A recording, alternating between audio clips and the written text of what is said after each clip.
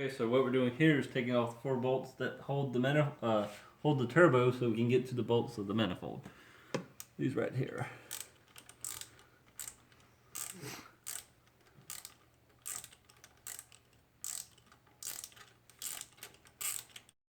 Okay, so in order to get to the very last bolt right there, we have to remove one of the bolts from the compressor housing, or I guess that's the, what is that? Not the compressor housing, the exhaust housing, so that we can actually reach that last bolt. Alright, well the turbo is unbolted, and now to finally snake it out, I have to, of course, remove the vacuum source line to the fuel pressure regulator, and there's a little bolt back there hidden in the corner, of course, that I have to remove as well, just to pull this off, and that way I can finish pulling out the turbo. Alright, and these are the last 2 bolts that we got to get off for the manifold. Once we get the manifold off, then I will be able to look at the inside and see if there's any casting imperfections that need to be fixed. And once again, we have Doug struggling to get to get the bolt off. They never work correctly. They never do. Okay, so here's take 2. This apparently seems to be working better. They don't give you much room to fit a whole wrench in there, so you got to use open-end box wrench. Or, yeah.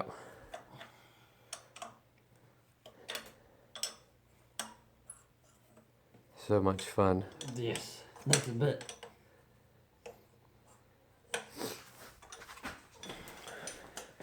But I did get the dump tube and downpipe off. There's that. That's beautiful.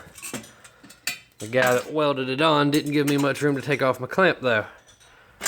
So that sucks. But I will be wrapping this in some exhaust wrap, some fiberglass exhaust wrap. That's good fun stuff to play with. Always a fun time. That's why I always wear the gloves. And I'll show you the wrap that I got. I may or may not put that in this video of us wrapping this. It's kind of hard to do with one hand.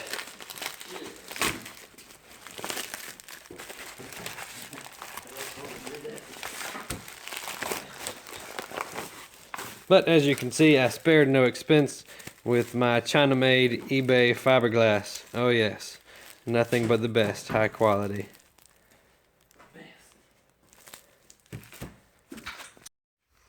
Alright, so we finally got it off. Manifold's off. Finally. Now we have to remove the head of the engine. No, I'm just kidding. Alright, over here I got the manifold set down. As you can see, the outside of the manifold is real rough texture. The inside of the manifold is, covered in soot, but is not much better. So I'm going to be smoothing that out with some grinding bits. Yeah, I will be doing that tomorrow. That will not necessarily be on camera. I will show a little bit of it. I'll probably be widening that hole because it seems like that hole is not quite lined up with the turbo. And same thing with the wastegate. As you can see, there's a bit of soot on there, so it may need enlarging. I'll measure the holes before I commence to cutting anything, but yep, that's one of the next steps. And then I'm now about to crack open the wastegate to see if I indeed have a 7 psi spring like I was told. I don't think I do, but we'll find out in a little bit. Alright, so we got handy dandy Doug on the job here, removing the cap from the wastegate. This is a tile 38 millimeter, of course, 2-bolt design. I believe it's like the FR38 or some crap like that. It's really old. I don't even think they make those things anymore. But nonetheless, to get to the spring, you have to remove all the Allen head bolts off the top. Of course, be careful when you remove the last one.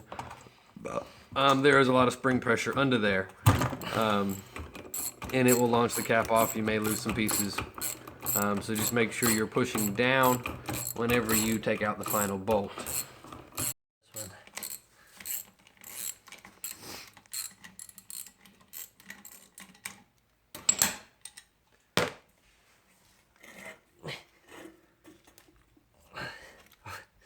You just will help me to mess up.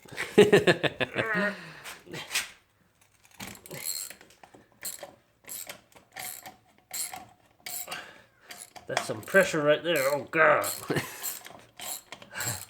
That's crazy. Why would a spring do this?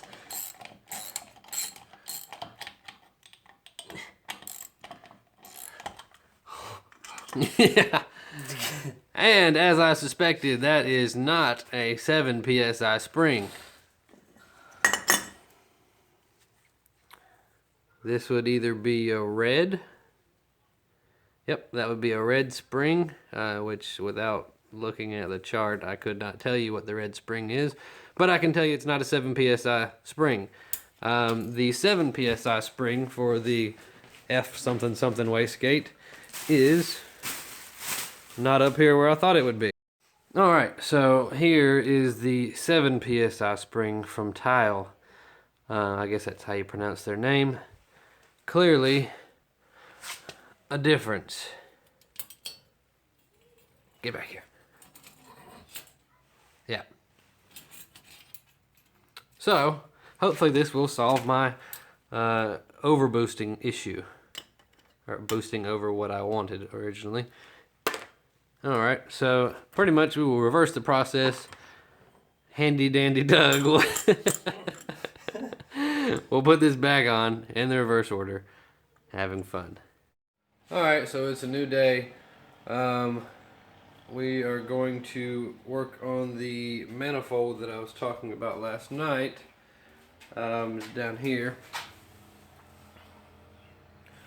So first I'm going to clean it out with just like some carb cleaner, maybe some simple green, something like that, just to kind of get some of that black stuff out so it doesn't clog up my bits a whole lot, make the process a little bit faster. Yeah, I determined basically that this opening is the, oh, there we go. That opening right there is the same size as the wastegate opening, so that will not need enlarging. It just might need to be aligned properly next time when I install it. But the T3 flange does need to be widened because this the width is actually smaller than it is on the turbo. So I'm gonna make that just a little bit bigger. Probably take room out of the top. Yeah, I will take some out of the top up here. So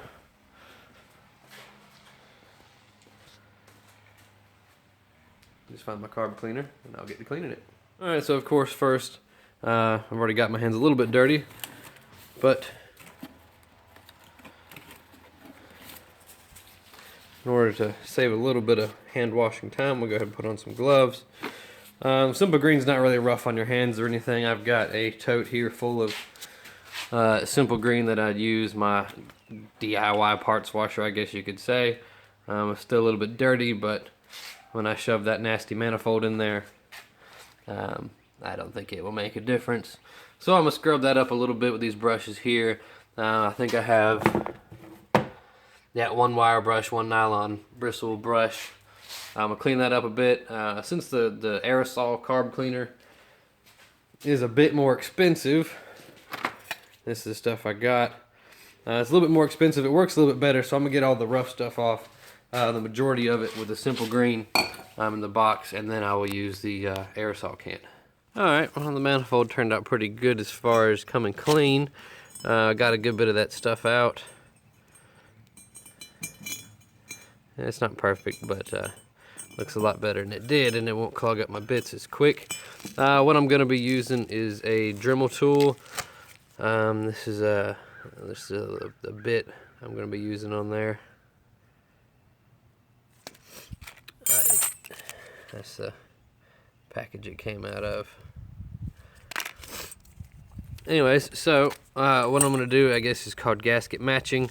I'm just going to line up the gasket and kind of mark on there with a Sharpie where it lines up, any excess material, you know, see here and here. And then I'm going to kind of just cut that out. I'm not going to go like real deep with it. I'm just going to kind of smooth it so that it has a better transition. I've already lined this up on the turbo side, and it seems that the turbo manifold actually seems to line up really well with this exhaust gasket. So as you can see, there's a lot of room for improvement for the flow. I don't think it'll make a drastic change, but since I've got the manifold torn off, I might as well do it. Like I said, I'm just going to use a Sharpie and go around the excess line, just kind of mark that, color it black so that I know which areas to cut.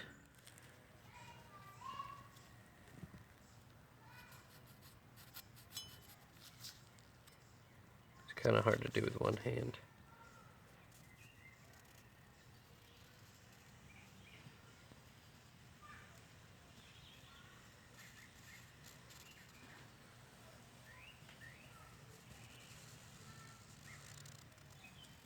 Yes, I see the gasket has moved a little bit as I go around, but I'm not going to completely get all up on the edge. Like I said, I'm just going to improve it a little bit while I'm here messing with it since it's pulled out.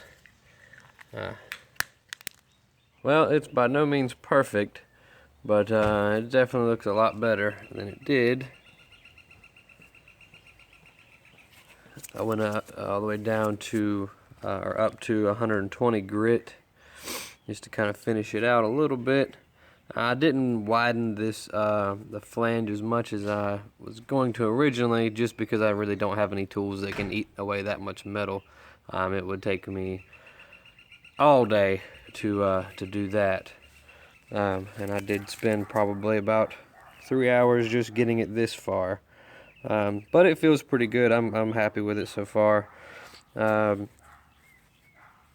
think the next step will be to just take a look at the wastegate, see if I can polish the entrance to that up just a little bit, just to make sure I don't get any boost creep.